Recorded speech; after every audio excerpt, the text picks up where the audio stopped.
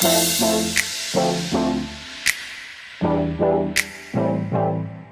तुम लोगों को दो सवाल देते हैं, दोनों का बताओ टाइम पीरियड ऑफ ऑसिलेशन क्या होगा। क्वेश्चन नंबर 1,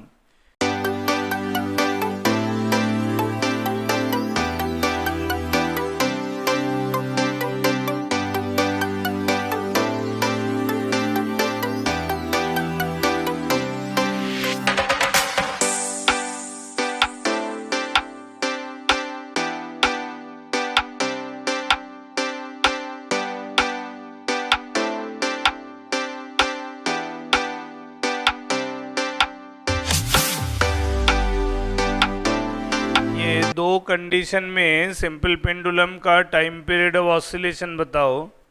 ठीक है, दोनों केस में सिंपल पेंडुलम का टाइम पीरियड ऑफ ऑसिलेशन बताओ।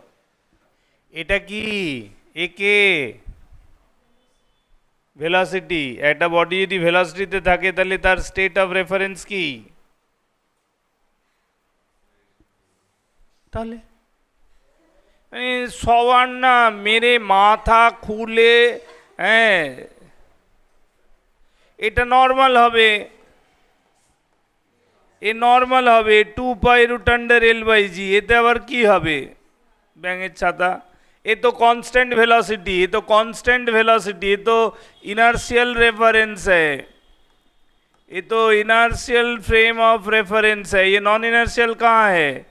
वो तो एक्सेलरेशन देगा तब तो हम स्यूडो फोर्स का सोचेगा। इसमें काहे का स्यूडो फोर्स? इसमें तो हमारा यही पोजीशन इक्विलिब्रियम होगा mg और उसके अगेंस्ट में t। समझ में आया कि नहीं? मेरे को लग रहा था ये करेगा तुम लोग। हाँ, मेरे को अंदाजा था ऐसे ही कुछ होगा। हाँ, कौन ना मारबो ना। हाँ, और ये वाला क्या होगा? ये भी 2π√L/g नहीं होगा? अच्छा ठीक है, देखिए क्या होगा। अब गाड़ी चल रहा है इंक्लाइन प्लेन में ऊपर की तरफ, स्यूडो फोर्स किधर लगना चाहिए? नीचे की तरफ। नीचे मतलब वर्टिकली डाउनवर्ड। आवर मारबो ना, डाउन द इंक्लाइन प्लेन। हाँ ऐसा बोलो। इधर स्यूडो फोर्स ma, ठीक है, और mg किधर? वैसे करके दिखाने से, शैडो लाइन दिखाने से मेरे को नहीं समझ आता। हाँ हाँ, वर्टिकली डाउन, तो ma और mg के बीच में 90 डिग्री है ना। फिर बोलता हाँ, काहे के लिए? हाँ, ma और mg में कितना एंगल? 60 डिग्री। कारण ज्योमेट्री के हिसाब से ये 30 होता है तो ये 30, तो ये वाला एंगल 60 डिग्री। ठीक है, तो क्या ये वर्टिकल पोजीशन इक्विलिब्रियम पोजीशन होगा? नहीं होगा। तो यानी कि डेविएटेड पोजीशन, ये जो वर्टिकल लाइन है, इससे मान सकते हैं एक अल्फा का डेविएशन हमको दिखेगा। अच्छा, जब ये अल्फा का डेविएशन है तब mg स्टिल वर्टिकली डाउनवर्ड और ma ऐसे है, इन दोनों के बीच में ये 60 डिग्री एंगल ही रहेगा ना। तो कॉन्सेप्ट ये है कि ये जो T है, टेंशन इन द स्ट्रिंग, ये ma और mg का जो रिजल्टेंट m × g इफेक्टिव, समझ में आया, उससे बराबर होगा। तो हम लिख सकते हैं एट इक्विलिब्रियम T बराबर mg effective, m × g effective. अब ये g इफेक्टिव कितना होना चाहिए तुम्हारे हिसाब से बताओ? g इफेक्टिव होगा √a² + g² + 2a × g × cos 60। हाँ या ना? समझ में आया कि नहीं आया?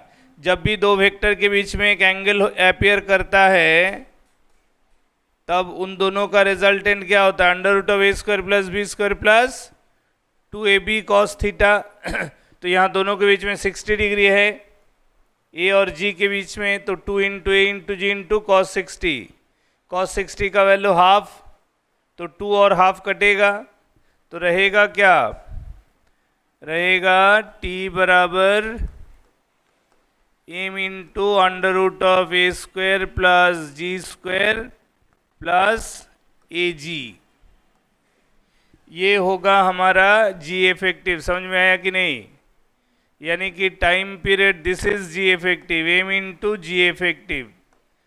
तो अब टाइम पीरियड ऑफ ऑसिलेशन जो है, टाइम पीरियड ऑफ ऑसिलेशन वो होगा 2 pi under root of L by this. तो ये इसको लिखेंगे a square plus g square plus a g only, a g power half. अब ए क्या है, जी क्या है, न्यूमेरिकल वैल्यू है, डाल के जो भी आएगा सो आंसर। ठीक है।